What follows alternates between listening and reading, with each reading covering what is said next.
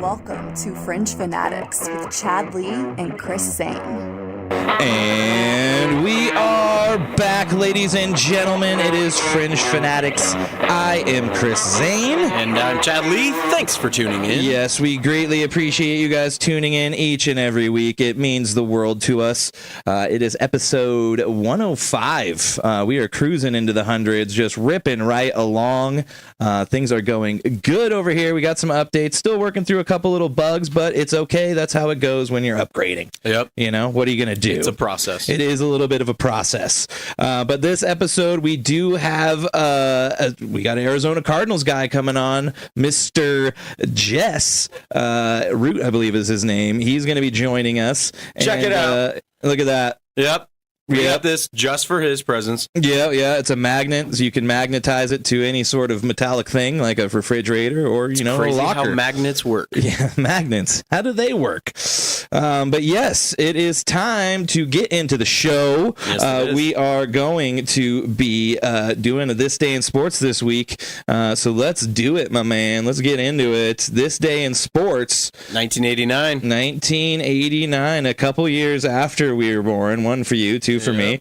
But on that day, Mr. Wayne Gretzky passed Gordie Howe as the NHL's all-time top scorer. Wayne Gretzky of the Los Angeles Kings at the time passed the leading scorer in a 4-5 overtime win over the Edmonton Oilers. Gretzky flips a backhand shot past Oilers goaltender Bill Ranford with 53 seconds remaining to tie the game and pass Howe with his 1,851st point. And then Gretzky ended up winning the game in overtime. What better way to do it? The great one. The great one. Yeah. Yes. And he would eventually go on to push that record, and now no one will ever catch it. Maybe Ovechkin. Ovechkin's going to try. Maybe it's going to be tough. Ovechkin's definitely going to give it the old college try. So he's giving it I forget what the actual total is. Do you remember it? No, I don't. That would be crazy if I had that number memorized. You came out with the gate there a little bit, and I was like, oh, maybe he knows right off the top of his head, because you kind of threw that out there a little bit, like you're the know-it-all. No, just thought it was cool that like nobody's ever going to touch that record. It's like a Cal Ripken record. Yeah, pretty much. Yeah. That one is going to be tough to beat as well. Let's see here. Total goals for Mr. Wayne Gretzky. I feel like we need to know. That's the unfortunate part about this. It would be easier if I just Googled Gretzky's goal record. 894 goals, but that was points that we were talking about. Yep. So Gretzky's points. We're gonna get through this, guys. Don't worry. It's a little slow start to the show. When Chris wants to know something, we got it. Okay, so 2,857 career regular NHL points. You say 2,857. So he literally went 1,000 over Howe's point. Yeah. Two players would eventually also pass Gordie Howe. That would be Mark Messier and Jaromir Jagr. Two of the greats. Who just retired this year, I believe, from playing. That's true. All right. Well, cheers to Mr. Wayne Gretzky. Cheers to you, Mr. Wayne Gretzky. This day. This feels wrong, drinking these out of a Bloody Mary. I know. It just kind of works because we could fit a little more in there. You lush you. You old sailor. One vodka. But yes, so that's hats off to the great one, the one and only. Yep, 105. Let's kick it off. Yes, let's How was kick your it weekend? It was pretty good, pretty laid back. I finished my first week at the new job. Feeling a little mentally drained, there's a lot I'm learning, and I felt like I just finished learning a partial of another job before I left. So I feel like I'm jobbed out right now. Yeah. I'm not going to be learning any more jobs, hopefully for a while. Filling your brain up with a lot of info, huh? A lot of info. Info, all of it, Other than that, like Saturday, I crashed pretty hard. I fell asleep for like 4 or 5 hours during the day. Oh, wow. Yeah, nice. so that was pretty not cool. I wanted to do stuff, but I didn't. But then watched some of the fights, did watch the majority of the Colorado game. I fell asleep, though. I don't think that game ended until like 12:30. Yeah, it was very late when it ended. And I think they've got another 8:15 start in the next couple weeks. So that is definitely going to be another late one. Yeah. But we did watch another Stephen King movie that I found cool. on Netflix called Mr. Harrington's Phone.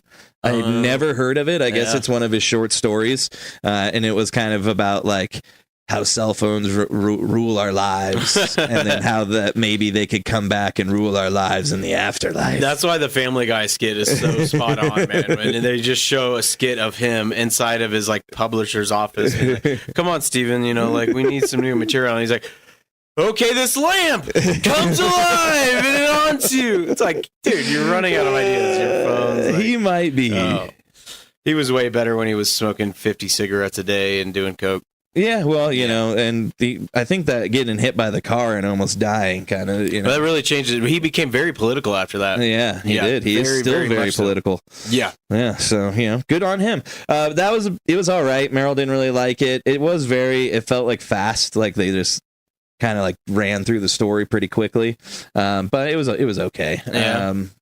Trying to think what else we did. We did start watching New Great British Bake Off. Oh, wow. If you ever get into that. I know when I listen to the Kelsey podcast, Jason and his wife, that's like their thing. They love watching that together. It's pretty good. A little competition with baking. I love cooking shows. I got back into watching Chopped as well not too long ago. Nice. Good old Did you ever Chopped. watch any of the No Reservations or any Anthony Bourdain stuff? I did. A long time ago, I used to go through these like when I'd get laid off in the wintertime, I would just watch a shitload of one show.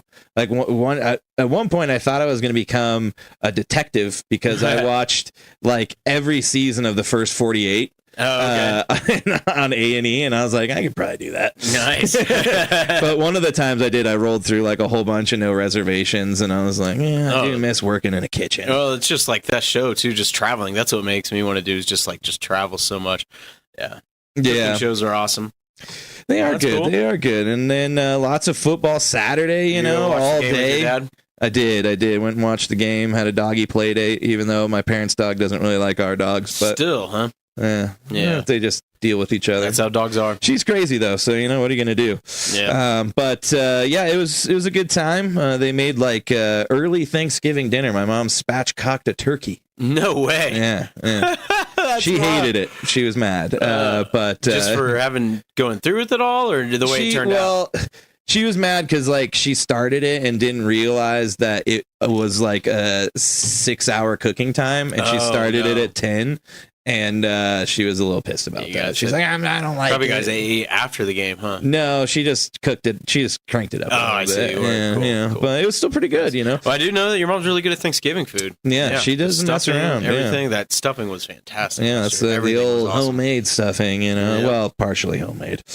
I think there is still a little box stuff in there, but that's always good. Man. It's where you get the good stuff. Sweet. But yeah, other than that, I'm trying to think. Yeah, not too much else. It was kind of a laid back weekend this weekend. Yeah.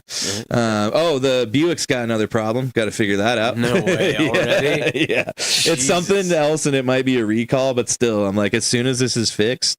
C'est la vie. Dude. Yeah, I was gonna say, it's time. It's time to go. Very much so. But yeah, too much headaches with that. Seriously, it's like every 2 months something bad happens. It's cursed. I might need to hit Stephen King up and write a for Christine. But about a Buick. Yeah. I think he actually did have He does have a book about a Buick. I forget what it's called. Well, it's Christine that comes alive. Yeah, but there's another one. It's like Buick 48 or something like that. Yeah. Wow. Yeah. I've read a lot of Stephen King books. That one I did not read, though, surprisingly. I read The Shining once. That was a really scary. The Shining? Yeah, it was a scary book. All work and no play makes Homer a dull boy. Yeah. Homer. But yeah, what about you? How was your weekend? Tell me about it. It was a pretty fun weekend. We went to go see the new Beetlejuice. That was hilarious. Yeah. It was good. It was fun, man. Yeah, it was, not obviously scary or anything like that, but it was just fun. It was nostalgic, man. I think I was 6 years old when the first one came out. Yeah, something like that. It was like 1994 or something, I think. Yeah, I'm trying to think of when it was. Yep. I know that there was a Beetlejuice toy that had like a pull string and his head spun, but I didn't know that. And then I got it, at Toys R Us, and then we got it in the car, and I pulled the string, and his head spun, and I screamed bloody murder, and I made my parents take it back. Oh, wow. Yeah, that toy really worked. Yeah. That's awesome, man. Good toy, you know? Dude, and now, like, there's been Halloween decorations. Like, I've seen some where it's like the sandworm in people's yards. And it's like I did see that. They're using, like, plastic... like tubing and stuff. Yeah, that was pretty clever. It's pretty cool. We had a great time. We went to State House first. Hey, I did get that Nashville pretty sandwich. good, wasn't it? That was fire, man. Yeah, that was spicy. I do like the Nashville hot chicken stuff. There's a place down off Broadway. Is it called? It's like Mike's Hot Chicken or something like that. Yeah. But all they do is like Nashville hot chicken. Cool. And then they have like varying degrees, like up like 1 through 5 of heat level. Yeah. And I got like the 3, and I was like, I regret it. Damn. Yeah. I finally made the switch at Rico's. I can't do the hot anymore. I went to medium. It's unbearable. Well, their hot is hotter than like everybody else's. Their mild is everybody else's hot. Rico's goes hard, man. They do. I got the Caliente once, and I was regretting it. Like, like 2 bites in, I was like, you can't even take a bite, dude. Yeah. Rico's like, it's just they want to hurt you. They're sadists there, man. Yeah. Or what masochists, whatever it is. Yeah, they're sadomasochists. Yep, that's what they are. They love to hurt. Yeah. But yeah, it's you gotta love a good burrito. Yep, I tried to hit them up to get it sponsored. Yeah, I never heard back. Yeah, but we did that, and then Saturday I watched a lot of college football. We played cards and just kind of relaxed. We just did a lot of chilling on Saturday, and then Sunday. I made some bomb ass cheeseburgers. It was kind of the same way. We didn't really do a whole lot. We did try that Terrifier movie. Oh, wow. I told you it was like a BC movie. Oh, dude, I shut it off with like 10 minutes in. Really? I didn't even want to finish. Oh, yeah, the acting in the first one is horrible. Man. The second one's a little bit better. I did see Meryl sent me a thing on Instagram, like the third one, I think just came out this weekend. It's in theaters, yeah. Yeah, and they were like giving you a sick bag. Yeah. Yeah. A barf bag in there. It's crazy. I mean, that's just it. Is like, did you watch A Killing? Oh yeah, I mean it was like with the dude in the diner, he killed him, but like it literally looked like a group of kids from community college made a horror movie. They probably did. This is awful. Yeah, I could not finish it, but oh man, you should have stuck it out. No, I can't stand like I know when we worked at Tokyo Joe's, you said you and I think it was Andrew or something like that went through a phase of watching nothing but like B horror movies. I can't do it, man. I have a really hard time with the acting gets hard. Like, well, just everything low budget. I can deal with like low budget stuff, but like. Even that, like part of the way through, I was like, "This is terrible acting." But that was part of it that I enjoyed was like how funny it was. Yeah, sometimes it can be really funny and it's like worth it and stuff. But yeah, but not always, you know. But I appreciate you giving it the old college try. I did, man. I gave it a shot. You gave her the old shot. 15 minutes. Yeah, that was it for you. But everybody's all about it, dude. I see so many people like going off, crazy. And like I think they think it's like a legit like. Scary movie, but like I was looking at it more of just like it was just a comedy. Yeah, like, and I was just laughing and shit. Like I get that they're like trying to be over the top and everything like that, but like to me, it's like those comedians that like just try to do like a lot of shock and awe. Yeah, you know, like I get why people don't like Jeselnik because he just tries to make like dark jokes. He does it. There's that guy that Kill Tony had on. I forget what his name is, but he used to close the Comedy Store and he'd do like the 2 or 3 o'clock show. Yeah, and he's just like all he does is like try and say like literally the craziest shit. And he yells and shit. It's like a shitty Sam Kinison. And that's just it. Is like we watched a lot of. Oh, are you talking about William Montgomery? No, not William Montgomery. Because he yells. But William Montgomery's funny. Oh, he's hilarious. This guy's just like trying to be a dick. On the most recent episode, there are a lot of comedians now, and you see that on Kill Tony, where they're just trying to be like, oh, well, if I go real dark and just try to like make the most messed up joke possible, then that'll kind of like make me go popular. There is also, but like it's such an easy cop out instead of just making an intellectual joke, and the same thing applies to horror. I don't know, but horror and horrors. But that's just it. It's like music, you know. It's to each their own. Yeah, so I ain't knocking it. No, it's not for me. It's not for you. It's okay. But other than that, it was a pretty damn good weekend. She made some. We've been buying these like Reese's brownies, Jen. It's like weather's coming around, so I'm just trying to put on a little warm coat. Yeah. But dude, it's like these like peanut butter chips that's in the brownies. It's good awesome, stuff, huh? Dude, it's so good. So she made sounds delicious. It's great.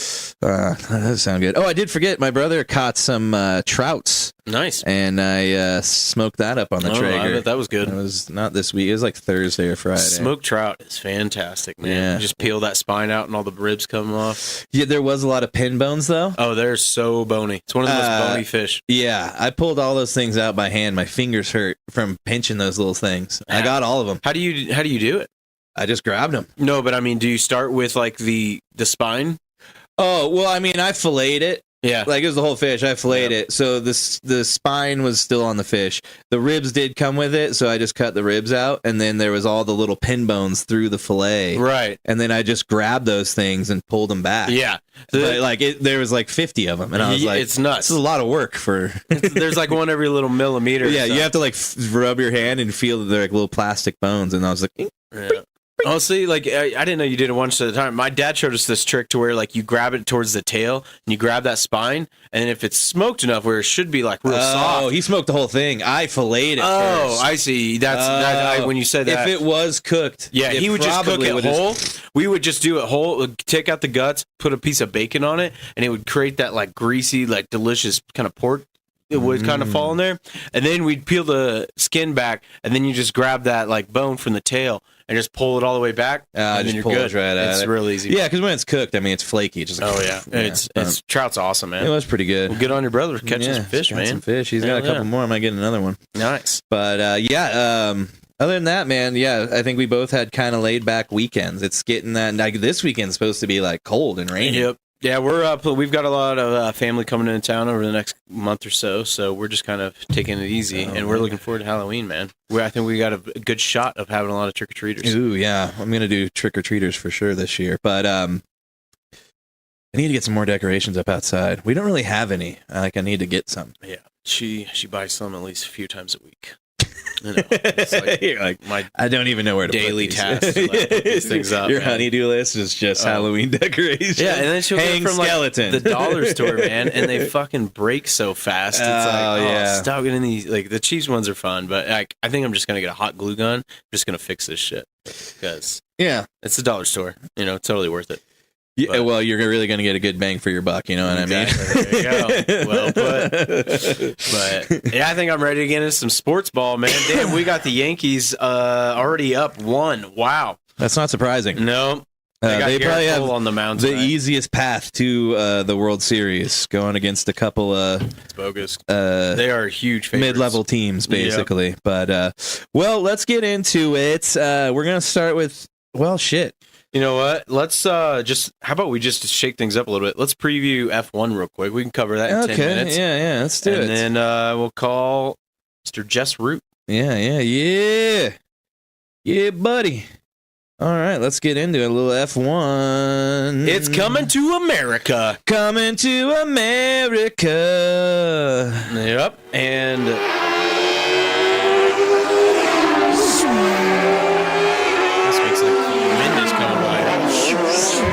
the last two. It's not done yet. I got a little percent. You don't do it. Jump the gun a little bit. All right. And talk. Okay. Yeah, the last two racers to finish have been racers for McLaren, Piastri and Lando Norris most recently. So, and then Lando Norris before that. So they've won 3 of the last 4 races. Now they are in Austin. Yeah, the Pirelli Grand Prix. The Pirelli Grand Prix. Yep. And it's definitely looking like the race is actually now between the 2 McLaren drivers, as they seem to be the ones that are just at the top of the leaderboard every week. Yep. And Max Verstappen is struggling to stay in the top 5 more often than not. The last few races, I believe he's qualified around 5th or 6th. So that's always where he's kind of been finishing over the last 3 races. Yeah. Well, it's tough to move up when your car won't go any faster, and the other guy's cars somehow over the summer break got a lot faster. Finishing like 20 seconds over the next. Yeah. But the big thing is that due to this Max Verstappen not winning so regularly, there has been a spike in ticket sales. Because more people are like, it's going to be a good race. Oh, now. I believe it. Yeah. I mean, we're watching more often this year, and so it's going to be nice too. What time is it starting this week? I just had it pulled up. I thought it was an afternoon, early afternoon. That'd be perfect. 1 p.m. 1 p.m. Awesome. On a Sunday, man. Put that You on. pretty much get it done. Well, it'll be like halftime of the first games, and then you're going to get to watch pretty much most of the race before the second game starts. I'll be at Don's at that time. So no, you won't, dude. Yep. You better have it on your phone, dude. Yeah. You better tell Don's. Red Zone. Put it up on the screen. We need F1. Chiefs games only. There's not Chiefs aren't playing yet, are they? What time do they play? 2:25. So they're not on yet. Yeah, the race, if it starts at 1, it'll finish around like we'll be done right around there. Yeah. That's what but I'm I'll get to watch some of it. Just get your priorities straight, dude. Hey, man. Get your poop in a I do. groove. The Chiefs, 5-0, baby. Yeah. But I did have the standings just pulled up here. I want to talk about the driver standings real quick because Norris is chipping away at Verstappen. Yeah, he is. Let's talk about it. Yep. He was at. No, I'm waiting for it to load. He had, I think it was 331, and then Norris is at 279. Yep. Verstappen's at 331. Lando Norris at 279 points in the Drivers' Cup. Yeah, and Piastri with a good finish this week, depending on how Leclerc does, could leapfrog Leclerc and be right there behind Lando Norris. Also, trying to get that, Drivers' Cup, which we'll see how that goes.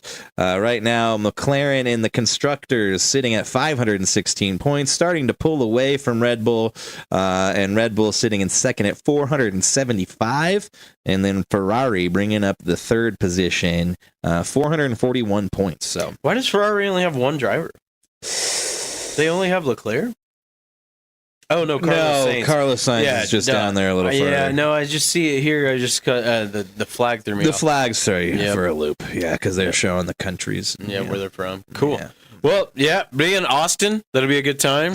Austin's going to be, popping. Be a hot place this week. Yeah, well, hopefully it's not too rainy. If we got rain here, I wonder if they're going to have rain down there. We're in that same could trajectory, the belt, Possibly.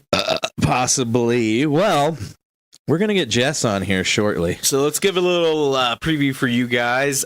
We found this guy on Twitter, and he does Rise Up and See Red. Pretty cool podcast. Rise Up, See Red. Yep. Covers like the Arizona. Yeah, definitely. You don't expect that. It's not like your typical one. Covers the Arizona Cardinals. And does a good job. We don't know what they are this year. We're going to ask him. So we're going to try to pinpoint it. We got Marvin Harrison a little banged up. So. Yeah, we got Kyler Murray signing a big deal. Call of Duty. Mm-hmm. Also, just so happens, didn't have a good week this week after signing that deal. So I'm going to ask about that. When does it come out? The new one comes out, I think, in November. Oh, okay, November. Yeah, I think. I don't know. Might accidentally get hurt around that time. You might pull the Davante. My hamstring. Send me to the Jets. The New York Air will cure it. We do have some breaking news today. I got stuff to talk about. A couple trades, big ones at that, in terms of the wide receiver market. So, right. But yes, Jess Root will be joining us. He is also the site editor for what is it? It's not the Cardinals Wire. Yep. So he's also does that. Very prolific. Yeah, he's and also a Spanish teacher. That's awesome. He could teach us some Spanish. Yeah, he could teach us some Spanish. I need to know. Dan says October is when Call of Duty comes out. It is October. October what? All right. That does not help me. I need the date, Dan. Should be pretty good. I miss your Murray's going to face. be all over it. Yes. So let us call our gentleman right now. Well, it's 6. We told him 6, right? Yep. Oh. Get him on the line. I got to put the number in. I forgot. Okay. Oh, my God, dude. I failed you. I'm sorry. It's all good. I'm sorry. Let's get him on the line. Okay. Here we go. See how I didn't start saying the number? I'm getting better. I was waiting. I was going to stop you, but that was a good call. This is when I do it, is when I double check it. Yeah. Okay. All right. Here we go. All right.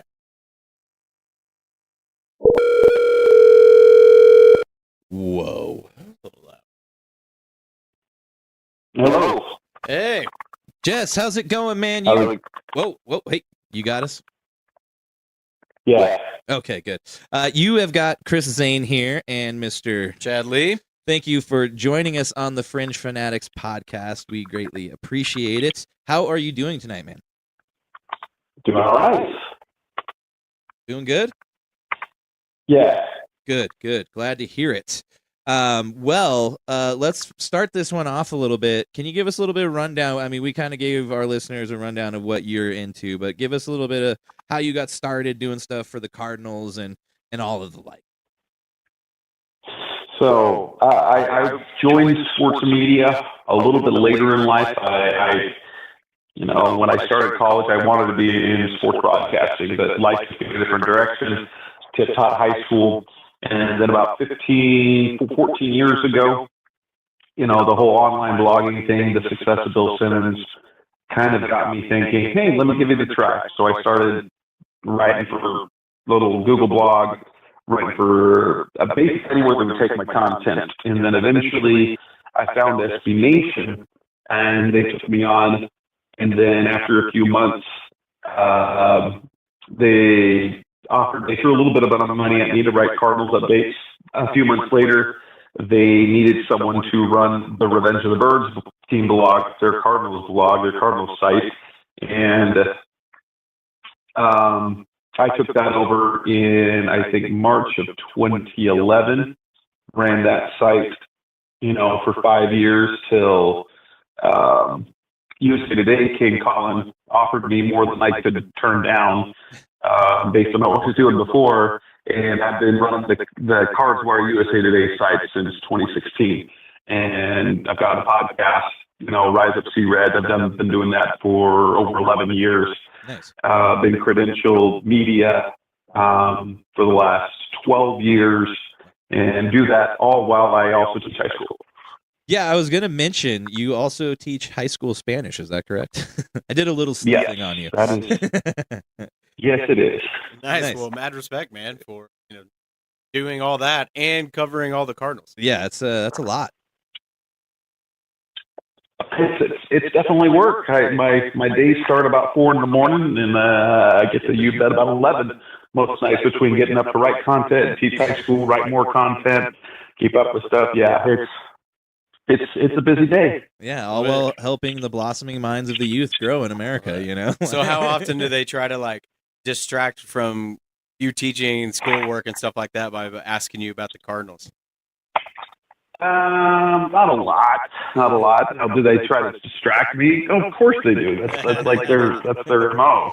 Yeah, but here's the trick, though. I know what they're doing, and the time that they waste in class is just time that they're going to have to take another time to do what we need to do. So we all know that lesson. If only we knew that earlier in life, or listened for that matter.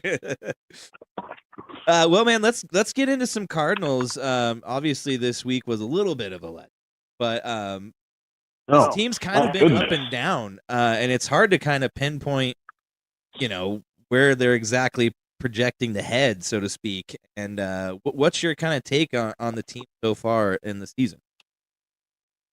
It's been one of complete inconsistency. It kind of I don't know what to think, especially defensively, because this is a team that they it's got two of the better offense of the NFL. The Detroit Lions and the San Francisco 49ers completely shut them out in the second half of their games. But then they looked the way they did against Washington. They looked the way they did against Green Bay. And the thing with Green Bay, you notice, is that you look at what they did defensively, it was literally they could do nothing right. They didn't stop the run, they didn't pressure the quarterback, and they didn't cover down the field.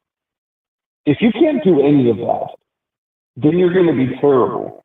And then it really doesn't matter what you can do offensively. And as successful as they believe they would be, and I believe they would be offensively, it's getting to wonder, they looked good in the offseason on offense. Why was that? Well, that's because the defense that they were practicing against is terrible.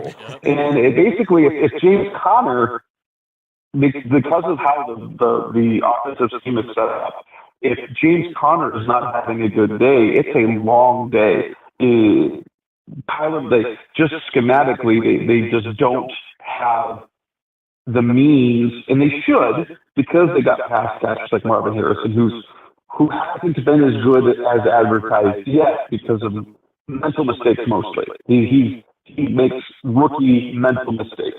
They got Trey McBride, they've got Michael Wilson, he's okay, but even when Kyler Murray is playing well at quarterback without the run game, they're not able to pick up the volume yards to consistently move the ball down the field, score points consistently, to overcome or even keep up when their defense is just bad. Their defense is bad. I think look at offensively, a team that's supposed to be good offensively shouldn't be punting on 4 straight drives to start the game and go 3 and out 3 of those 4 drives. Now, granted, last weekend was the first time they had not scored an opening drive touchdown all season, but their success has largely been in the first quarter. And then the offense tends to sputter, and they had some success late against San Francisco. But it has been a year of just wild inconsistencies. And on top of that, basically almost their entire free agent, like the guys they spent money on in free agency, so many of them, they've gotten hurt. And they're on injured reserve there. They've got Jonah Williams on injured reserve. Evan Brown just got hurt. He's not on injured reserve. Justin Jones on injured reserve. Bilal Nichols, they just put him on injured reserve. Then Kaiser White's hurt. Sean Murphy-Bunting at cornerback, not been good. It's just... It's looking better than last year, but at the same time, not as far as we all expected them to be ahead of last year. Yeah, I've got this stat here that the Cardinals defense has the lowest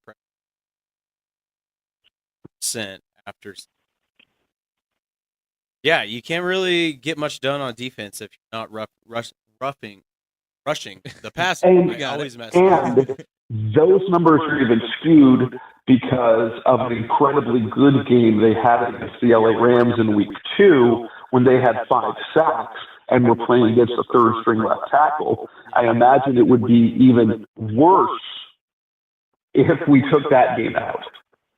Oh, I totally agree. Yeah. That's where we've seen a lot of you did bring up a star that you guys have. Let's get to somewhat of a lighter side because he is going to get healthy here. Marvin Harrison Jr. took a really tough hit. He's still dealing with concussion protocol. Have you heard any update on him? Because you guys have that extra day playing on Monday night, is there any that he could possibly play? I mean, the concussions are really weird. Like what we've seen, Malik Neighbors has missed 2 weeks already. Trey McBride missed a game, but the rookies Max Belton got winning the concussion protocol on a Sunday, and he was back the next week. So it is that's the thing about concussion. It depends on the player's body, depends on the severity of the concussion, and that's the stuff we never know. They won't practice until Thursday, so I think that's the first inkling that we will get. If, for example, by Thursday he's ever to go unlimited, because the way the concussion protocol goes, I don't know if you know, is that one, you have to wait till you're symptom-free first. Yeah. Then it is a regular weight room workout. Then you see if you stay concussion-free, symptom-free. Then you do a limited non-contact practice. And then you see if you stay symptom-free. And then you ramp up to a full load of practice. And then after that you go symptom-free, then you come out of protocol. And so it depends on how quickly he can progress. So we don't know if he's hit the workout phase yet, or if he'll be able to be limited on Thursday. If he's limited on Thursday, there's a good chance that he can play. Or if he's limited on Friday, that's because they're going to practice Thursday, Friday, Saturday this week. If he's limited by Friday, there's a good chance that he'll be good to go. But if he's out Thursday and Friday, it's going to be tough for him to make it. Yeah, and that one was a little bit scary, too. It's always scary when they stand up and then kind of wobble and fall back down. And wobble? For some reason, it seems less scary when they're out cold. I don't know why. Like when you get up and then fall down, I mean, we had the DeMar Hamlin thing, it's always like, oh, God, what is it now? But, I mean, let's hope that he's ready to go by Monday. I definitely think, given the extra couple days, you'd hope that he would be. He's a young guy, but you never know with concussion. Like you said, it could be 2 weeks for all you know. Yeah, and perfect example, we've got Malik Neighbors out for for the last 2 weeks.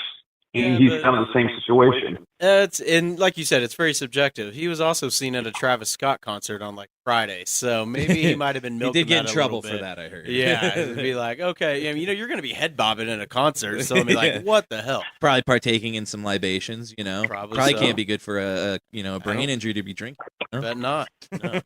So yeah, hopefully Marvin I don't know. is that like frivolous about it. But hopefully he can come back because that dude's a stud. I think he's going to really help out Murray. Luckily, it wasn't any. Definitely going to. But we certainly want you guys to play as well as possible because you're playing. I'm a Chiefs fan. My buddy's a Broncos fan, so you guys are playing the Chargers. We're all teamed up together. We need you guys to beat the Chargers. We're united on that front. Yeah, anytime you can beat Jim Harbaugh or a divisional team, I'd be glad to. I really hope you do. And you're at home, Monday night. That's exciting. Yeah, it's Monday Night Football, but only kind of because it's the way they play. They work this game. It's streaming only on ESPN Plus, which means it's basically a JV game. It's pretty weird. Because we won't get the Monday Night Football. We won't get the Monday Night Countdown crew because they're going to be in Tampa Bay for the Bucks Ravens game, and so it's on ESPN Plus. But you won't get Kurt Herbstreit. You won't get the Monday Night Countdown crew. It's just it's streaming only, and it starts at 6 p.m.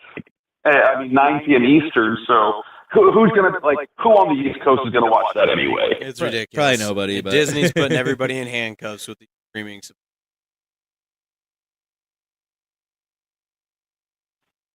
Yep. Did we lose it? No, still here. Okay. No, yeah. It's just because the other times where they've had double headers, you could just switch over to ESPN2, but now they're like, no, you have to have ESPN. Well, and how are they going to do that with the Peyton cast? Are they only going to be doing the? He's going to be on the Ravens. And, okay. That's what I think. But that's a shame. I would imagine that. Imagine that what?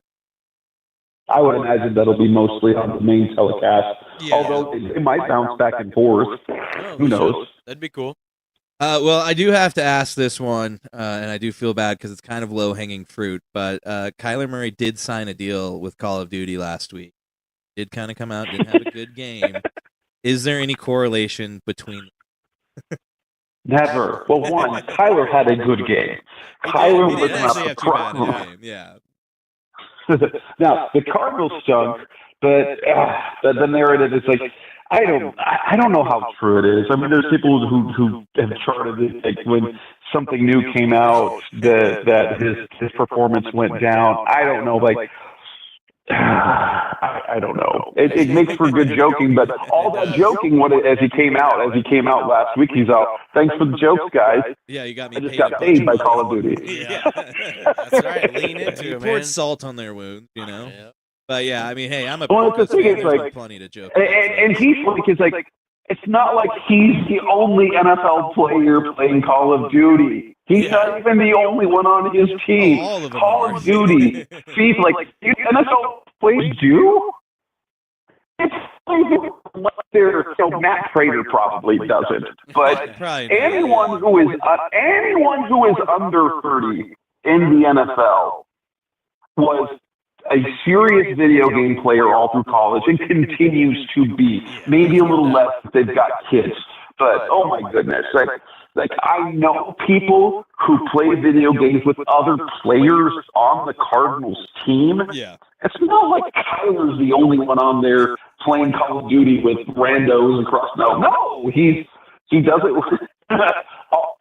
this generation. And so the fuddy-duddy, 40-plussers like me were like, oh, video games, you need to be in a playbook more. Yeah. They're in their playbook, but come on.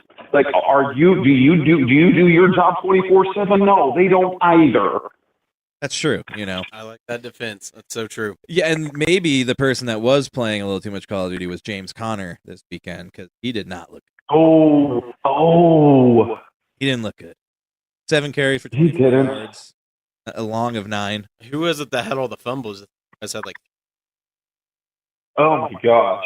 Yeah. James Please. Conner, Kyler Murray, and Greg Dortch all lost fumbles in that game. And there was 13 penalties. Yes. Yeah. And it's crazy because you guys are before that game we're the least penalized team. Yeah. So. 19 penalties, Gotta 4 or catch 5 games total. Yeah, it's rough, man. I mean, it's not as. I mean, it's like some games. It's like the refs maybe just really a lot of laundry. That game last night was impossible to watch. There's flags all over. Sometimes these Well, refs- but like for the most part, you know, like there's some of them were stupid, but like some of the flags, like you have to throw those flags. That was just bad football. Yeah. Yeah, I mean, we all know the refs have definitely been a low point this year. It's almost on par with the sub refs we had right before COVID when they the throwaway refs, basically. Yeah, the replacement refs. Yeah, the And that's what replacements. Rogers actually just referenced in that press conference where he talked about sarcastic-ball. You know, Yeah. that was actually hilarious. Guess who's getting fined this week? Yeah. No doubt about that. But yeah, it's getting bad, and I guess they're on pace right now. You know, you see all the illegal formation penalties where the tackle's not lining up perfectly, or the wide receivers air off. I guess they're on pace to triple that number of how many formations have been. Meanwhile, we still don't know what pass. Yeah. But we got to have that tackle and that wide receiver. Although or in tight fairness, I end. will say this: how do NFL players not line up correctly? Yeah, you would think that you've made it this I don't know far. how that.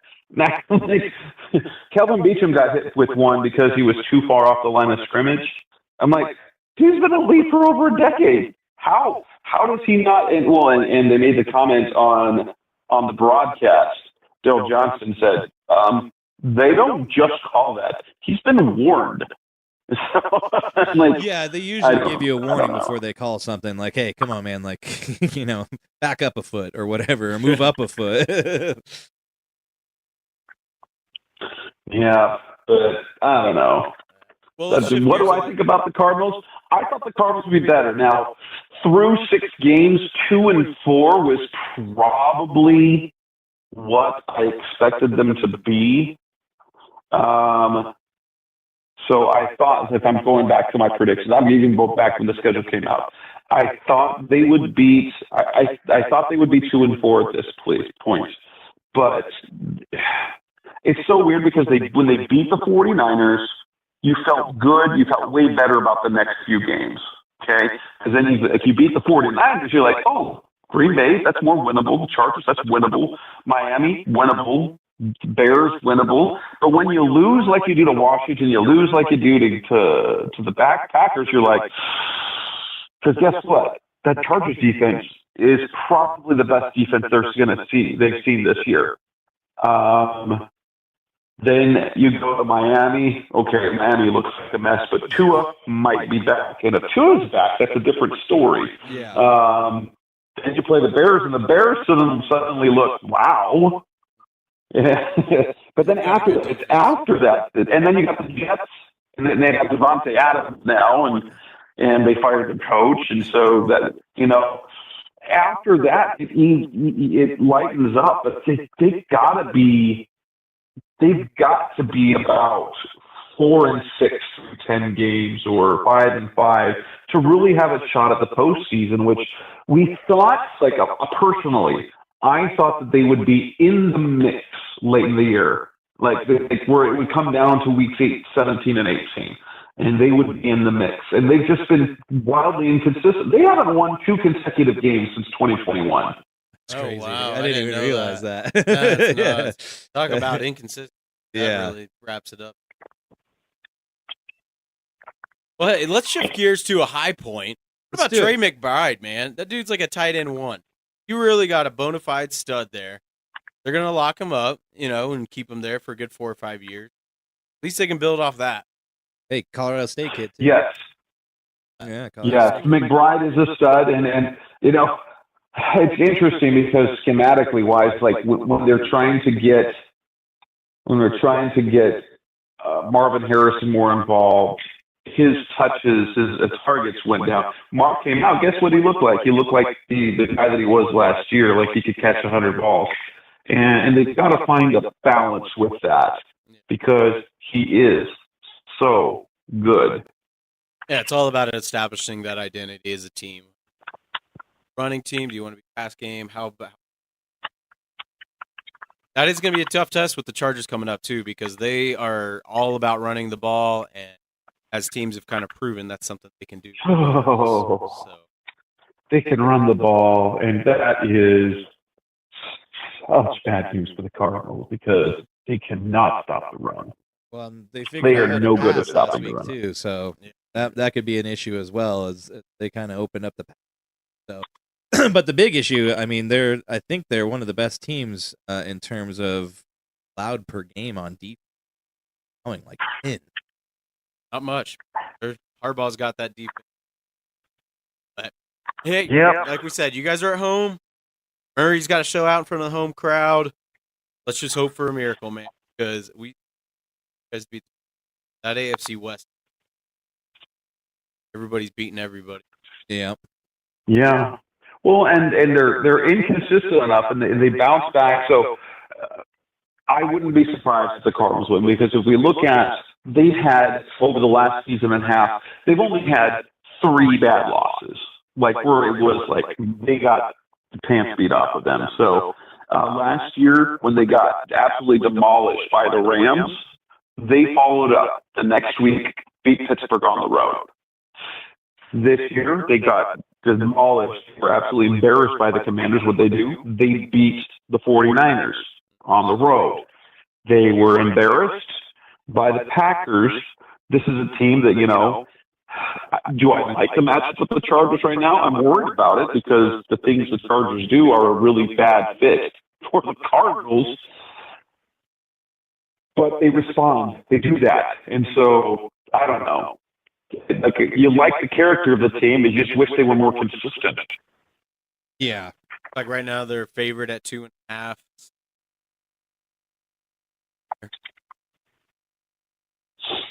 Yeah, I mean, you never know. And, there are some holes on the Chargers. The Broncos kind of proved that last week. They did kind of gain some momentum. They were in prevent, but I mean, you still got to make the throw. But yeah, I think they went to the prevent offense and last week. They didn't really have too much to work. Yeah, unfortunately. But yeah, I mean, you've talked about they haven't won 2 games in a row. Well, they just lost one, so now's a good time to get back over the hump and win one. Right. It absolutely would be wonderful. I've been I grew up here in the Phoenix area. I'm an Arizona native. That's awesome. I've been following that. I've been a Cardinals fan since 1989. That was when I first I used to listen to the Cardinals on the radio on Sundays. So I the days of Tom Tupa and Chris Chandler and Dave Craig and Tim Rosen. I've been through all of those years. This is a team that I get my hopes up for, even as someone who tries to objectively cover the team as I have the last 12 years. I still see kind of the best case scenario. I get sucked in every year, and I'm disappointed. It's just it just happens. That's what it's all about. You gotta have faith, man. Yeah, gotta have faith. Sometimes you got to believe in whatever bill of goods the team's trying to sell you. Well, man, we don't want to keep you too much longer. We do appreciate your time greatly. We loved having you on, and hopefully, maybe closer to the end of the season, we can have you back on, or for sure, next season as well, to have you back on to tap into the Cardinals. But before we get you out of here, if you could just let everybody know where they can find you, give us all your Twitter handles and all that stuff, and we'll let you get on out of here, man. All right. Well, the best way to find me in terms of my work, you can find me on the site is cardswire.usatoday.com. You can also find some of my degenerate work over Sportsbook Wire, also a USA Today site, as I do a little bit of sports betting content. My podcast is Rise Up See Red. You can access it anywhere you get podcasts. On Twitter/X, you can find me at Senor Jess Root, SNOR Jess Root. Nice. Well, thank you, man. Yeah, we thanks a lot, man. We appreciate it. You're our first Cardinals guest, and we do appreciate it. Hey, and actually, I do want to bring up something before I forget. When you guys were previewing the Packers last week, you guys were talking about how no Packers want to come on to a podcast. I know exactly what you're Correct. talking about, dude. We've been trying to get a Packers guest on for like, I don't know, over a year at least. Nobody either gets back to us or they're all like, oh, maybe in the off season. Like they all signed NDAs. I don't understand. Literally, I have two guys that are, one that runs a Packer site in my USA Today network, and he answered my questions when it was a question exchange written, but he didn't respond. Yeah. He didn't even respond to the message about the podcast. I'm like, what is it with you guys? I don't get it. It's the only team that's a struggle every year. They act like it's the Illuminati or something. It's a secret group. You own part of the team. Okay, we get it. Yeah, you can't talk to anybody. I think that's what it is. You can only talk to other Packers people. They're all filled with cheese, man. All the cheese heads. What am I gonna do? What am I gonna do? Yeah, it's crazy. They're a good team. You're gonna tarnish the G and the B, man. But hey, one of these days we'll get one on. We'll see. If we get one, we'll send them your way. Yeah. But once again, thanks a lot, Jess. We really appreciate it, man. And everybody, go check out the Cardinals Wire Cardinals Wire, the Rise Up and See Red. I love the name to it. Right? Yeah, Rise Up and See Red. That's a cool podcast name. Yeah, thanks, guys. Yeah, definitely. All right, man. Well, you have a great night. Thank you again for hopping on, and we'll talk to you soon, man. All right, sounds good. All right, take it easy, man. Bye. All right, another guest in the books. That was a good one. It's about the Cardinals. Next time we'll have him do it all in Espanol. That's cool. I'll try to respond. ¿Por qué? ¿Por qué? No sé. Football. Well, now it is time for us to get into the music break. That's right. And all this month, we have been having Cobranoid join us and tickle our eardrums with their fanciful music. And it's, a little scary, a little, if you will, which is good for All Hallows Eve. That's right. So the name of this song is Shimmer, and it goes something like this.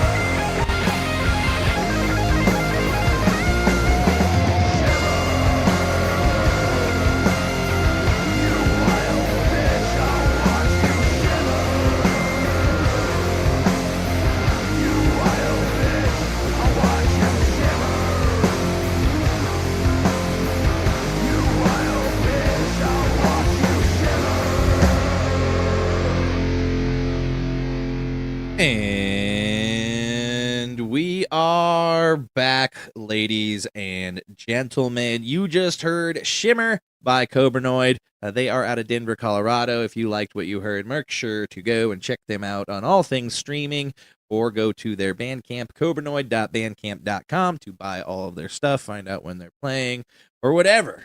Get some merch or something. But it is time now for us to continue on with sports. Let's get it. Let's get it. Headlines! Get your headlines here! What in the wide, wide world of sports is going on here? Well, what's going on in sports is a lot this week. Trade deadline's coming up. Trade deadline's coming up. We had trades happening today. Yes, we did. We've got injuries. We've got everything. We're going to get into it right now. As always, we like to start off with a little bit of football. So let's do it. Are you ready for some football?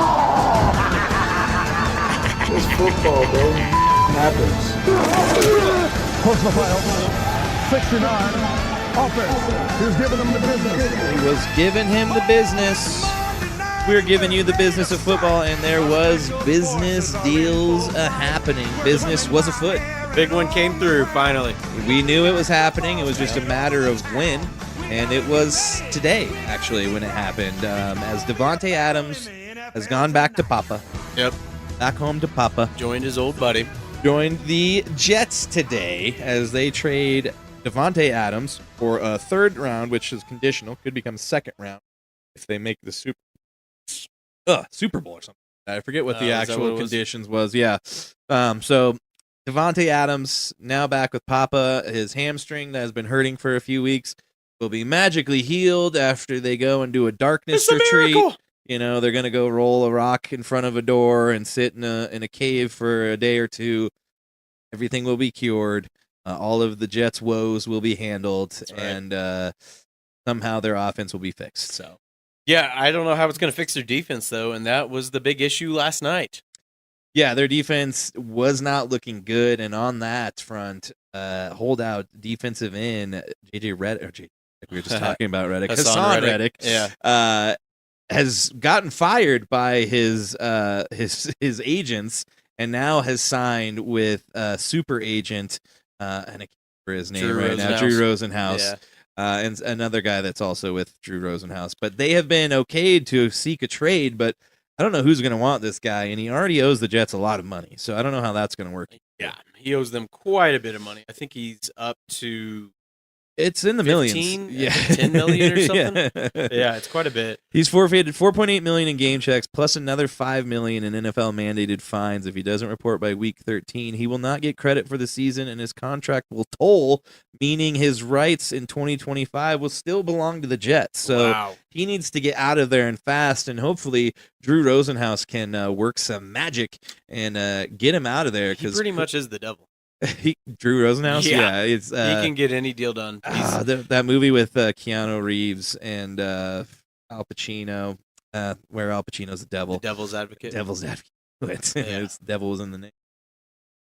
But, hopefully Drew Rosenhaus can get him out of there because I don't know what he's doing. You would think maybe with this Davante Adams thing, you would want to be there. Yeah, you want to come back, and, they clearly needed a lot. Yeah, but anyways, the Jets fall to the Bills. Unfortunately for Aaron Rodgers, it ended on a pretty terrible interception where he threw his wide receiver under the bus and then went on to talk about how it's the little things that are making them.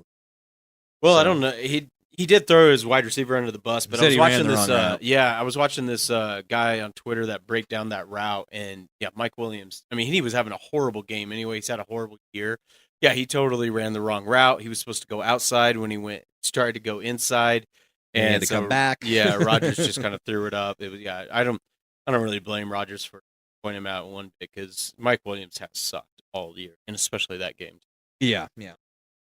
This one hurt though. This one you were hoping for this one to go really pissed me off, man. Team. Yeah, when I got the news, I definitely kind of punched my because I was really hoping the Chiefs would move in on it. And it looks like the Bills came through and stole him. Amari Cooper goes to the Bills along with a 6th rounder in exchange for a 3rd and 7th round. Yeah, and I think one of those is this next year, and the other is the year after that. But yeah, basically, kind of like a pick swap in a sense for a player. So that's kind of cool for them. I think Amari Cooper is going to do well for the Bills.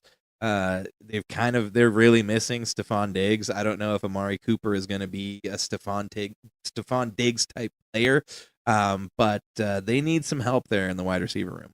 Yeah, it's tough because I don't know if they quite miss Stephon Diggs. Josh Allen hasn't thrown an interception. Yeah. That's They wild. just don't dude. look good though. I don't know what it is. I don't know.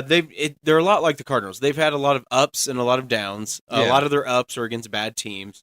When they played the Ravens, they looked really bad. Shakir did get hurt in that game, and he came back last night. He was on limited reps. Shakir seems to be a big key piece in that He team. did seem to kind of And be then- their one now. Yeah, James Cook being out, that really kind of stifled them a little bit last night. Ray Johnson had a great game. Ray Davis, excuse me. Ray Yeah. Davis had a really good game. But I think when, it's just like these other teams with injuries, I think when these guys are healthy, they do look like a very formidable offense because instead of having to throw to wide receivers, they got Dalton Kincaid. That dude is a stud, just like Trey McBride. I think their offense will be fine. I am not happy about this Amari Cooper trade. He is one of the best route runners in the business. He's been tearing up. He got like 200 yards twice last year. One with Joe Flacco, and I think another one with a different quarterback. Yeah, the guy's damn good. I was really hoping the Chiefs could get him, but hopefully they can get Darius Slayton. Yeah, and I also heard Christian Kirk may be available as well. Yeah, I wouldn't be too mad Wouldn't be about too that. bad. Yeah, he's making a lot of. So yeah, and he's under contract for next year too, which is a big deal with these guys when you sign these free agents. Yeah. If they don't have an extra year, it's literally a mercenary. You're like, play 8 games for us and then leave. Yeah. D-Hop is another option that could be. That could work. That's a good point. Yep. Yeah. Oh, and Calvin Ridley too. He is definitely not happy. I don't know if you saw that. What He went off in the locker room bitching about. He's like, if they could just throw me the fucking ball in the first quarter and get me going and all this shit, and like That's went funny. off. And it's like, leave the Mayo Man alone, man. I'm glad you brought up the Mayo Man. Do you remember when we had these sleeper picks or something? Oh like that? yeah, there's a guy that came back at me on it on one of our socials. Are you for He's real? like, yeah, like 3 weeks in, he's like, "Will Levis a sleeper, huh?" And I was like, "Yeah, That's it was a hilarious, bad, dude. it was a bad one. He should be better, but you can't hit on everything." He is the bottom of the low. man. He's terrible. That's so bad, and I haven't wanted to bring it up because Oh, no, we feel have. free. That's why we Yeah. bring up picks sometimes, man. Yeah. But it's like You that. get him all right. He is totally. It was before the season started. Exactly. How are we gonna know? And hey, last But- year he had a good Monday night game. But That's what I'm dude, have saying. you noticed he's got a meme every single week? Yeah, His they're calling him the this meme week- king. He broke a guy's leg. Broke a guy's I leg. don't know if he broke his leg, but the guy had to get stretchered off. Yeah, in like a cast. Well, and there's like, everything. when he got hurt, he was sitting on the bench, and like they cut to him, and for some reason, he just all of a sudden looked like he was pooping. He was like, he was like, oh. and it was like, what? But like he was looking at a play sheet or something. And it's like, why did that just happen? He's just like, No, he was. That was when he was like hurt His his shoulder. shoulder, yeah. Yep. But then he had another one. He had 2 last week or last on Sunday where he scored a touchdown and he did the Spider-Man move. oh yeah, he was like, yeah. Like, dude, you lead the league in interceptions, man. You shouldn't be doing that. Yeah, it was like when Drew Lock scored a touchdown, and everybody was giving him shit about being Buzz Lightyear, so he did like the pew, pew, pew, pew, Oh, pew, and it's yeah. like, you suck, dude. You can't. Yeah, don't it's like, do fun Don't things. do celebrations if you when suck. you're sucking. You It's need just to- like when you get a sack and you're down 20 points. You're like, dude, they have to throw the Exactly, ball. Like yeah. you didn't do anything good. I hate when they do that. It's like that means nothing. If you didn't get a sack, like you should be in trouble. Speaking of a guy that got a sack, Ooh. and on a very sour note as well, this was a gruesome injury. Everybody saw Yeah. it. Aiden Hutchinson breaks his leg, Fib. compound fracture. They're calling it a 4 to 6 month injury. I guess they saying it was a clean break.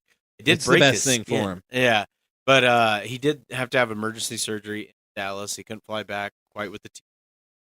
But it looked, and it's such a shame because I mean this guy seriously He's like the heartbeat of that team. and he really could have been leading forward defensive player of the year if you look at his pressure rate and his output. I mean, he was leader of that defense. They really don't have any pass rush other than him.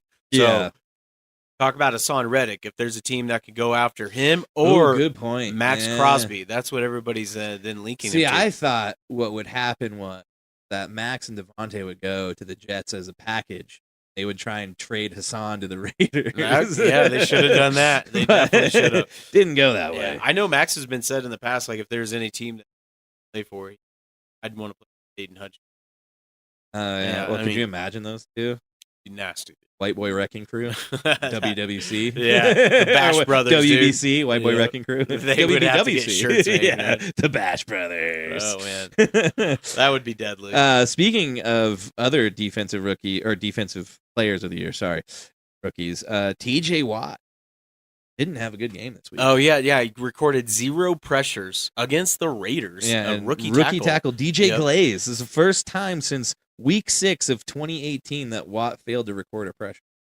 Taking the game off. Well, maybe he's against the Raiders. Yeah. And they still won. Yeah, he's like, we're 4-1 or 5-1. Are they? Are they 5-1? Seriously? No, they've lost 2 games. They lost to the that's right. Dallas Cowboys. Cowboys. Man. Speaking of which, well, let's finish up. Thank you. That's what I was going to get into. Time for some daily dogs. Yeah, daily dogs. Pull that daily dogs out.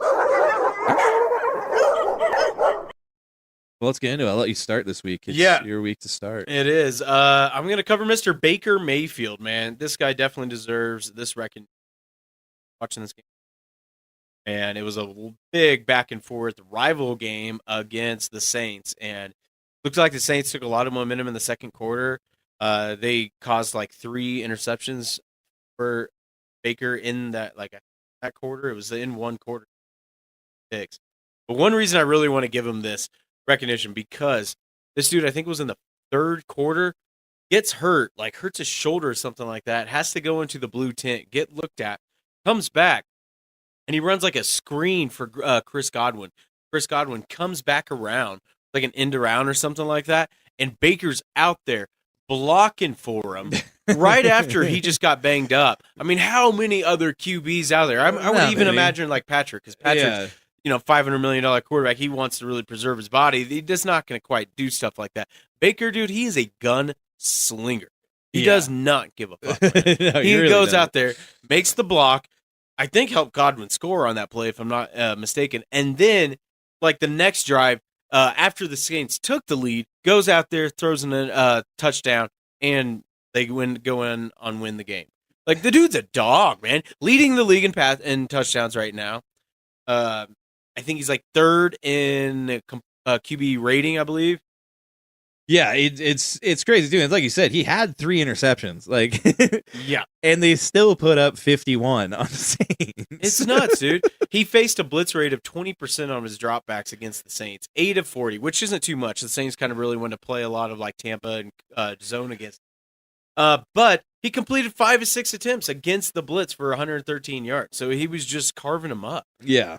And so here, real quick, the presser, too, is one reason I really wanted to give him this. Yeah, I saw that. This was badass. So this came, during which we'll cover a little bit, the Red Rivalry Shootout. Texas did win, but they're a damn good team. But for some reason, they really hate Baker Mayfield. And before the game, they put his jersey up on midfield, stuck a flag in it, and I thought Baker just had the perfect response back, where he was just like, yeah, I guess, if they... I'm still living rent free in their heads 10 years later. Then, good. Because I think he did. Was it an Oklahoma flag? He stuck in the.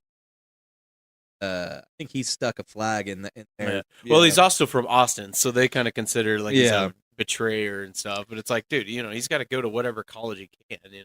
Yeah. He went to Texas Tech, but yeah, the dude's a dog. Who's your pick? Oh, my pick, Caleb Williams this week. I had to give it to him. He did have a really good game out there in bloody old London. He set career highs with a dropback success rate of 58.8% and had 4 touchdown passes and a completion percentage over expected at plus 12.5%. He was really good on his quick passes, completing 13 of 14 for 111 yards and 3 touchdowns.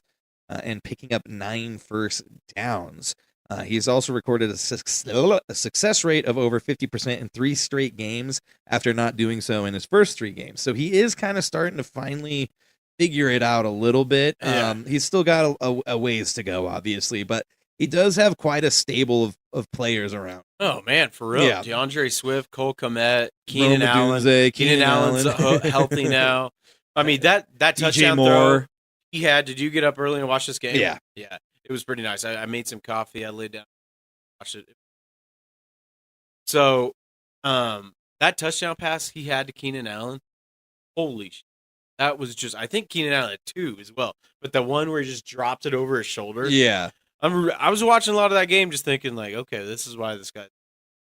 Yeah. He played good. He played really good. He did play a really, really Jags well. defense is horrible, so I am to see how he's going to play. Yeah, we'll see. I mean, he completed 23 of 29, 226 yards, 4 touchdowns, did have 1 interception, a quarterback rating of 124.4, but you're right. It is against a team that, although they're trying to make him go to London doesn't even want him, as it looked like a Chicago fan base there in London. Oh, big time, it was yeah. crazy. They were chanting Bears chants, and they were booing the Jags when they came out there. Yeah. So I think the whole narrative that the Jags have a second home washed away. No, and even then, like when the Jags were there, it was always just like an amalgamation of every sports fan. Like there's never been like a full Jaguars fan. Yeah. There's like guys wearing Saints jerseys. Oh, I saw a Yeah. Kelsey jersey there. Yeah. You know, everybody's wearing different stuff. So yeah, but Caleb Yeah, Williams, he played good. He did, and he scrambled all at the right time. That's what's really good. He's kind of knowing now, like when to kind of do his Caleb things, when to not, just kind of run the offense. Yeah, I do appreciate too that he doesn't put himself in harm's way. Yeah. He's quick to get down or out of bounds, which there's some quarterbacks that need to figure that out so that they can play a full season. But yeah, Caleb Williams, my daily dog. Daily. Dogs out. That's right. Take it to the next one. Dude. All right, this Take one I'm it going to give to the limit. coach. The This is the coach? first time for Daily Dogs, but I had to give it to pretty much the whole Lions team. So someone who's going to receive the award is going to be Dan Campbell, who just He gets the game ball, which he forgot to give to Jared Goff last week, but he fixed that. He did, Yeah. and then Jared Goff gave it back to Dan Campbell, Look at who that, deserved it. because he deserves it. Yes, You said and it. he did, and it was just amazing. I mean, Dan Campbell, seriously, we see it every week. Calls he runs. This offense is just so much fun to watch. This dude, you ever seen? I think we've talked about it. I think when Dan Campbell talked about it, you ever seen that episode in South Park where they microwave their ball and they become like huge snowballs? Yeah, and then they're bouncing so they around can get on their them. medical marijuana license. That's Dan Campbell. This dude has brass balls to where he runs trick plays with offensive linemen. So this was great because I was wondering going into this game, everybody would talk about, oh, this is a rematch of last year when the Lions got robbed because they ran a trick play, a thick six. It worked, and then the refs somehow, I didn't see that he reported, even though he said it right to my face. Totally got hosed. So the Lions went in there for revenge. And Dan Campbell, I was wondering, he's like, is he really, or if he's going to go in there and really try to like get revenge? I knew they were a way better team, and boy, did he. He ran up the score. This is all that Dan Campbell did. The Lions weren't taking the Cowboys serious at all. Tried throwing a TD pass to offensive tackle Taylor Decker. Ran a hook and ladder to offensive lineman Penei Sewell. Let offensive tackle Dan Skimper run routes as a wide receiver. And then a flea flicker to Sam Laporta for a touchdown. Dude, it was seriously like that 5A state champion, 5-time state champion high school team playing up against some podunk. I mean, it was like, we're just going to go out here and make this. It was insane to watch. And for them just to run up the score 47-6, it was fantastic. And then even afterwards, because of the Hutch injury, one thing I have so much respect for Dan Campbell. I like him as a coach a lot. I think the Lions are going to be many years to come. Yeah. And what he said when they were asking about Hutch was awesome. He obviously admitted that, it's hard to replace him, but he was like, I got to coach with the guys I've got here. It's not always about, go out and let's see who we can get to replace him. He's like, these are the guys we brought into camp. These are the guys we started the season with. That's my job, is to coach these guys up. And I have a ton of respect for him. I think Dan Campbell is really going to lead the Lions to success for years to come. I would not doubt it one bit if they're representing NFC. Oh yeah, it wouldn't surprise me in the least. And he's just like the definition of creating a culture. That guy has done it. Everybody gave him shit when he first, signed, and he had that crazy press conference about biting kneecaps. Yep. Hey, I'll go bite a kneecap. Dude, he makes you want to run through a wall. He's out there doing burpees with the players and stuff and practice, and it's he's a player's coach. Great. You know what I mean? Yep. Yeah, it was great, and I think he definitely deserves this just because he goes out there. I mean, not runs, because I was wondering. I was like, I had a feeling everybody did that they're going to try to run a trick play to kind of make up for last year. Not only did they did that, but they did like 3 other ones, and then just ran the flea all flicker over to Penei Sewell was just sick. Yeah, that was pretty awesome. And then I think the flea flicker went to Sam Laporta. He threw it to had the hook and ladder. Oh, that's right, the hook and ladder. Yeah. But that was ran to perfection. And then the rest they think it got called back. It was like for an illegal formation and all this. Like, it's just dumb. It's like, that's great football. Like, why do you have to take it away? Yeah, it's kind of like we're saying. Like, we don't know what pass interference is, but we've got 400 illegal motions or shifts or whatever. You know what I mean? And they're really, I've noticed, especially after last week, because Anthony was asking about it, like how they're running these. I guess it's an illegal shift when the guy goes in motion and he doesn't become still. And because Chris Olave was doing it in the Chiefs game, they're running and then it's like, you got to come to a stop. But I mean, dude, for years, Tyreek would go in motion and he would still kind of be halfway moving. Yeah. But yeah, they're cracking down on all of it. But hey, regardless, not get into that. Dan Campbell, my second daily dog. Who's yours? Daily dogs out. Mine is on the defensive side of the ball, and this is former defensive rookie of the year, Will Anderson, as he all but destroyed the Patriots by his lonesome this week. His stat line for the day: 8 total tackles, 4 tackles for loss, 3 sacks, 1 pass defended that caused an interception. With his performance, he is the only player in franchise history to record 3 sacks, 4 tackles for loss, and a pass deflection in a game. And he's the only other player to do it since J.J. Watt, who did it twice during his 10-year career with. J.J. Watt, who did it twice with his the Texans after being drafted in 2000. But yeah, we're talking about a guy who was defensive player of the year rookie defensive player of the year on a team where they've just so happened to knock both of their top 2 picks out of the park with C.J. Stroud and Will Anderson. But yeah, he's playing out of his mind. He's 5.5 sacks, tied for 5th most entering Week 7, alongside Max Crosby, who we just talked about. But his 9 tackles for loss currently lead the NFL, as does his 28 QB hits. So even if he is not getting sacks, he is pressuring the QB, and as we all know, QB pressure is one of those things that you can't really quantify it, but it's almost as good as a sack if you're getting them off their base. So the people that know, they know if how they important know, that stat is. They know. If they don't, you better get it figured out, man. It's dangerous, too, because, man, they got Danielle Hunter on the other side. They got Derek Stingler out there shutting down one half of the field. That defense is damn good. Yeah, and their offense, not as explosive as it was last year. I do feel like they've dealt with some injuries in the wide receiver room and such. Still dealing with one, but well, now that they got Mixon back, God damn, they ran. Yeah, Mixon was like 100 yards, 20 carries. Pierce, too. Yeah. Damian Pierce had a big breakout run. Both of them had runs over 50 yards. Yeah, little man, knock it off. We're recording a podcast, daily man. Dogs, man. He knows. See, we got to get that recorded. Get our own dogs in here. But yeah, so Will Anderson is my daily dog. Daily dogs out. And that's going to do it for Daily Dogs this week. That's right. You already did both yours. I was like, you got one. You don't. You started it. So where should we go next, Chad? Where would you like to take us? I think we should jump into. Okay. Do it. I got some stuff to talk about with the old Avs.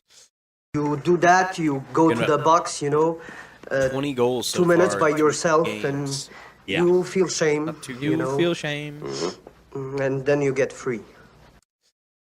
Well, it has been a strange start to the season for me, because as an Avs fan, I think this is the first time since 2008-2009 season that they have lost the first 3 games of the season. Yeah. And it's not only that they've lost it. I mean, they should be 2-1 right now, but their goalie forgot how to goalie, unfortunately. It's just a continuation of last year, man. It's just what seems to happen. He had a decent run in the playoffs, but yeah, it's his bugaboo. Georgiev, I think his save percentage right now is, after last night, probably in the 5s. A good average goalie is in the low 9s. So they are definitely struggling this year, and they got to try and get right against the Bruins tomorrow night. Wow. And I don't know how that's going to go. Chad did want to bring up that there was a really cool moment, which I'll let you take over now, between the 2 MVPs. Yep, we got Colorado. 2 MVPs here in Denver, and it was a really cool moment on their first home game, I think, today, right? Yeah. Yep. Jokic came out in an Avs jersey, and it was pretty cool how he was just like total casual. Jeans and shoes. Totally. It's also funny watching him carry it and then set it down, and then he set it was down. worried like, that he was going to break it. It was okay. funny. Man. He's the best. But hands the MVP to Nate McKinnon. Gets the Hart Trophy. It was an awesome. And then Patrick Roy. Or Patrick Waugh. Yeah, one of those weird ones. When I read it, that's what it's like, a teleprompter, right? French Canadians. Yeah, returns for his first time as head coach of Islanders and Avs.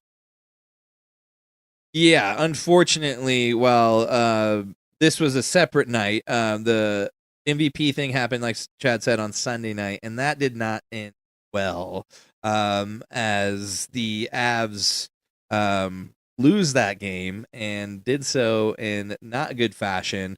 And Nathan McKinnon ends up smashing his stick at the end of that game, and it did not end well for the way it started.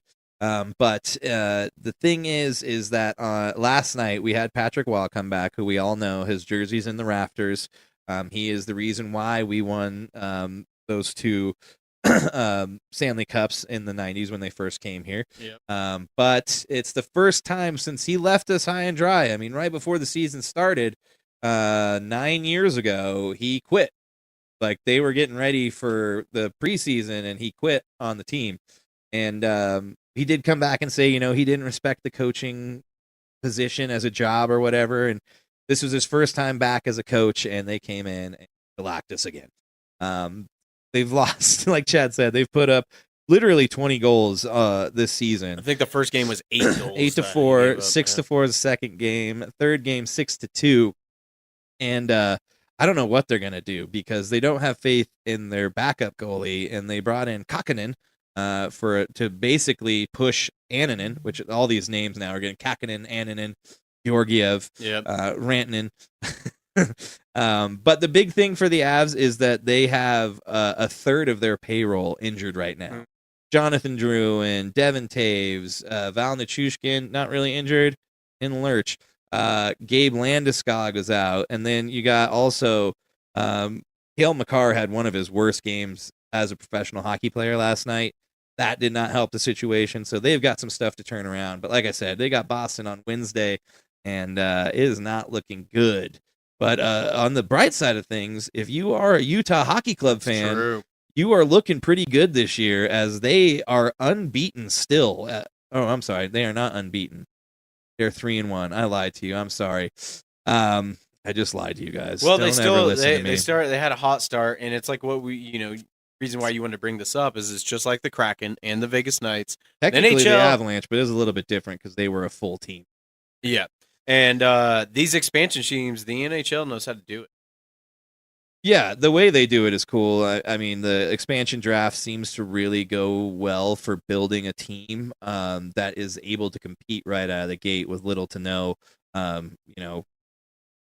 backing or drafting, really. But it is cool to see. This is the first time they lost in 4 games. They won their home opener over Chicago, which I heard their home opener featured indoor snow. Whoa! I don't know how that works, but they had it looked like a crazy party. That's awesome. And I would be interested to travel there. I got family there, Alex. Let me know. I can come true. stay and watch a Utah Hockey Club home opener or just a game there for that matter. But Yeah, it looks pretty cool. I mean, I don't know if it's on level of the Golden Knights, because I've heard going to a Golden Knights game is like that's a Vegas. it's like a show. nightclub. Yeah, Do they have like a knight come out in full on night gear? I mean, yeah, it's like going to the what was the called where you go for dinner and there was nights. It was in yeah, no, it was in Branson too. Had one there. medieval something. I don't know. But there's multiple places like where it's like they watch knights fight and which is kind of, yeah, a little cool. weird, but what are you gonna do? Yeah, but yeah, seriously, the NHL knows how to do these. You do get like a good draft pick and everything, but yeah, it's just a good way of kind of making it fair. Yeah, I guess they also have a beer chugging cam, which is cool. Nice. That's fucking cool. Yeah, that is pretty cool. Nice. And a celly cam, which I don't know what that means, but celebration. I guess that's for when someone scores and then they go to the crowd for cellies. So I bet so. they're getting it all figured out there in Utah, and I'm hoping to get one of the the only Locked On Utah Hockey Club podcast hosts on to talk about their great start and see how that's going to go into the season. So we'll get somebody from there on, because I don't really know too much about the Utah Hockey Club. Yeah, I do know that I don't really like their name. Yeah, it's annoying. But other than that, I do hope they succeed, Yeah, same here. What are you going to do? Well, Let's go in and just like run down real quick just what the state season, but we'll just after see. 3 games. We'll see how if anybody's doing bad. You know what I mean? We'll see if there's anybody that's lost all. I mean, right now it is the Avs are not looking very good, So but standings. All right, let's see. Standings, Chad. Well, we got the Toronto Maple Leafs 3-2. Probably a lot of 3. Oh, 2-1. 3 Yeah, teams. yeah. Oh, the Jersey Devils 4-1. Chad. Wow. Dallas Stars 3-0. Chad. Same with the Golden Knights. Again, still really good. 3-0. So Stars are good too. that is the update on the leaders in the standings. So we're going to delve more into that as the season moves on. But we got some more stuff to talk about. Yes, we do. What do you want to get into? Well, the baseball playoffs are going on. All right. Well, The pennants. what did you say? Pennants. Pennants. The pennants. Vaughn, a juvenile delinquent in the offseason in his major league debut. I'm gonna light your ass up, meat. Vaughn into the windup in his first offering. Just a bit outside. He Well, tried I the actually corner. realized this is actually pretty spot on for what's happening right now, as the former Cleveland Indians, the Cleveland Guardians, are taking on the Yankees. Yep. And it is the bottom of the fourth. The Yankees lead this series 1-0. They've only played one game, but the Yankees are up 3-0 over the Guardians. Yeah. And, I don't know if the Guardians are going to have a chance. Yeah, Garrett Cole got out of a jam earlier with the bases loaded. And then the Yankees went up 2-0 after that. It's just going to be. Yeah, unfortunately, you look at their lineup and it's just like a murderer's row of. Yeah. Like, I don't know how you're supposed to deal with this. I did hear that there was a lot of talk about Austin Wells being an issue behind Aaron Judge, especially just because of how well Aaron Judge is hitting. That people may start pitching around him because Like hitting in the postseason? Yeah. Aaron Judge? Aaron Judge is hitting good. I mean, he's just a scary hitter in the postseason. Yeah, he's scary, but he's actually. He's not doing that good this year. No. But they're saying that people with that might just start pitching around him because of who's behind him, which is Austin Wells, and he is not doing very good in terms of hitting. And they're talking maybe they should move Stanton up in front of Wells so that he's behind Judge, so that way you've just got Judge and Stanton there. Can't really pitch around either of them. Well, that would make sense. Juan Soto always gets on base. He seems to get walked more than ever. And yeah, Aaron Judge, they showed it during that Royals series, has the worst batting average in MLB like history. 125 right Yeah. now. It was horrible. He finally got like a double, but he pretty much went like 2 of like 19 in that whole series. Yeah. And it's funny too because Stanton is just outshining him in the postseason, and Aaron Judge is supposed to be like Mr. Yankee. You know what I mean? But if you look at the full scope of Giancarlo Stanton's playoff career. It's insane. He's got numbers up there with Babe Ruth when it comes to RBIs. I believe. Yeah, now I think he's on pace for stuff that happened back in Babe Ruth. It's insane how well he was. He had a grand slam, I think it was, in the Royals one, or like a double RBI. Yeah, and then tonight Juan Soto hits a homer. It's just not fair. At this point, I almost want it to be the Yankees and Dodgers. That way we just have two juggernauts that have to go up against each other. See whose money goes farther. Yeah, and then hopefully the league might start to look at like, oh, well, these guys that have the biggest salary, the payrolls, are the ones making. Maybe we should do something about this. Yeah, well, it's just going to come into that situation where it is going to be the Yankees, the Padres, the Dodgers, and all these teams with insane, spending limits or lack thereof. And they're going to be the ones sitting up there because how can you compete with somebody who's got, just this? You just can't. I mean, just like Shohei Ohtani, Mookie Betts, like the pitcher that's getting paid more than anybody this year, Garrett Cole, is pitching a shutout right now. And yeah, I don't think he even allowed a run. No, he didn't. He's just pitching out of his mind right now. Garrett Cole, great. Then you look at for the Dodgers, Yamamoto. I mean, yeah, this is what money buys you. So. Let's just see it. Let's just see the best series possible. Yankees, Dodgers. It'll be like a classic. Like what I'm saying. Legalize steroids, dude. Yeah. Let's just get it over with. Open up the spending limits, no caps, nothing, and steroids. And then bring on an expansion team. Bring on the Savannah Bananas, man. Who are coming to Colorado. I saw that, and cool. We need to go. I think that'd be fun. Yeah, we'll go. I saw a bunch of other friends down to go, so it'd be cool. Yeah, no, that would be super fun to go. Already, maybe baseball can take some cues from them, right? Allow a flaming ball. Yeah, flaming balls. Have a guy on stilts playing first base. I don't know. Well, it is already 7:09. Because basketball hasn't quite started. Holy shit! We were running behind, aren't we? Just get right in the DOE. Yeah, we might as well. Basketball hasn't really started. We could save that stuff for next week. Yeah, definitely. I wanted to play that clip though. Let me see if I can find it real quick while we get into the. Daily. That's not it. I forgot I moved it. Silly me. Tricks are for kids. I hit it hard, man. So far, man. No laying up, no holding back. Ain't afraid of nothing, it's a natural fact. I hit it long, man. Till it's gone, man. Keep taking chances, live it large. I hit it hard. Yes, it's that time of the show. It happened fast. This is a hometown. Daily dose of yeah, a little excellence. hometown. Chris found this one. It's a good story. Yeah, I definitely came across it earlier. I had another one that was going to be about Johnny Gaudreau, which is another, not a good story, but it's kind of heartwarming to see how the NHL is kind of banded around that family. But the main thing I wanted to talk about was Brandon Royval. Is it Royval? Yeah, Royval. Oh, Royval. That would make sense. Yeah, I've been following this guy for probably about 5 or 6 years now, I think. Yeah, but he did win his fight this weekend. I forget how to say the guy's name. I know who it's he tough, fought. but that dude only had one loss too. Yeah. Why don't you talk about that for a little bit? Let me pull this up. Are you gonna pull up the presser of him? Yeah, I just wanted to play that little part. Okay, cool. Yeah, I didn't watch the fight. I did go through and watch some highlights. He did get stuck in a triangle and was able to get out of it, like a body triangle. And he won by unanimous decision.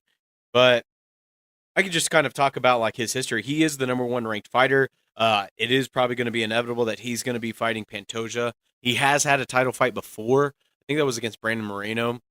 Didn't quite come out on top, but the guy's a brawler, and he's a guy that, he fights at a real low weight. I think at bantamweight. No, that's Sean O'Malley. Switched at featherweight. I think it's featherweight. Yeah. Yep. But it's awesome. He fights right out of here, Denver, and that's kind of why we're going to cover it, because he was asked in the presser what he kind of like wants to do for the community, and he had a really good response. Well, it wasn't even just his response to that. I mean, he even reached out and offered to help his opponent come to Denver and train. He's like, with what he did to come and fight me, like he had to level up in order to do that. And he's like, I would be more than happy to have him come to Colorado. He can stay with in me, my house, drive him around, train with me. Like I'll let him borrow a car, and it's like it's super cool. But the cool thing is, and I didn't realize this, he's got a gym here, and he does a lot of stuff for at-risk youth kids in Denver, letting them come in and train and kind of get mentorship from, world-class fighters. And this is a really cool exchange about what he's, wants to do with his platform as he is, kind of moving up the ranks of the UFC. So I'm do that here. Chop. And finally, you got fight of the night. I think you said on the post show that you plan on buying a gym and then helping out the kids in Colorado. Can you just explain that a little bit? Yeah, man. I really want to put together a nonprofit, and obviously the gym's going to be for profit, but I really have it in my head that I want to. What I really want to do in my life besides martial arts and becoming a champion is I want to use my platform to help out kids. I want to use my platform to start a Boys and Girls Club. I want to use my platform to give back and just give kids an opportunity. I work with a lot of Hispanic kids, and anytime I go talking to the schools or I talk to the kids, it's just like, everybody wants to be a basketball player, a football player. The Hispanic culture grows up to be 5'6", 5'9", tops. And it's like, if I want some of these kids to go to college, we can get a wrestling program going. We can get, and it's just like in these poor neighborhoods, they got limited resources. These kids are taking care of kids. These kids are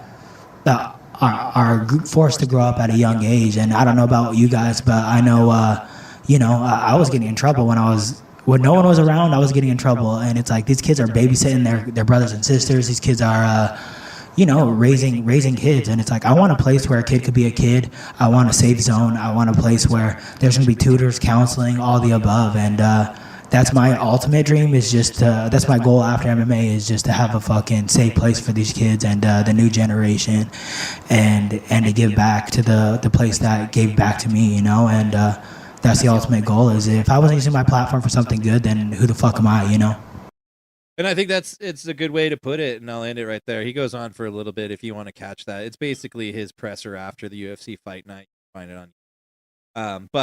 It's super cool just to see somebody that knows where they came from and is willing to turn around and do the same. Because a lot of these guys can get a shitload. Oh yeah, man. I mean, how many youths do you think Colby Covington? Probably not many. Probably hurting you. Yeah, honestly. if they have a different color skin than him, he might not like him. I don't know what his stance is, but Brandon Royval is awesome, man. Like I said, it's been really cool watching his journey, him climb to the top of the ranks, almost get a title shot, and then for him to use this platform to help out these at-risk kids. Because being here in Denver, we definitely know there's a lot of parts of the surrounding area that need help. Yeah, Denver's a giant area, and the best parts are few and far between the other parts. So it's just super cool to see somebody who's from here willing to give back to the community, and that is why Brandon Royval, sorry for mispronouncing it, Brandon Royval, we appreciate what you do, and that is why not only are you the daily dose of excellence for winning your fight, but for what you're going to do winning out of the octagon. And that's for the helping youth. These kids out. Oh yeah. So, fine, Chris. yes, I felt good about it. I'm glad that you also Hopefully felt he gets good a shot about against Pantoja soon. Pantoja. Every time you say that, it reminds me of something else. What were you gonna say? Guardians just scored 21 and one out, and there goes Garrett Cole. Yep, there goes. That's one thing about dude, playoff baseball. It's just like you ain't get the hell out of there. You gave him a hit. Boom. That was a ball. 3 balls. Get out of here. Get out of there. Nuts. So that's it for this week. Episode 105 in the books. We appreciate you all. Chad, do we have a preview for next week? I don't want to start too early. No, I appreciate you asking. I was thinking. I don't believe we do. It's still open. If anybody wants to be a guest out there, hit us up. It might be the Utah Hockey Club host. We'll That'd see. be cool. But if not, it'll be us no matter what. Oh, no doubt. We will be here. We love you guys. Love you guys. Until next week. Until next week. Until next time. Stay classy, San Diego. Salute, sir. Cheers, sir. We'll see you guys. Same time, same place. Tuesday, 5:30. Mountain Standard Time. Mountain Standard Time. Farewell. We'll catch you later. Toodles.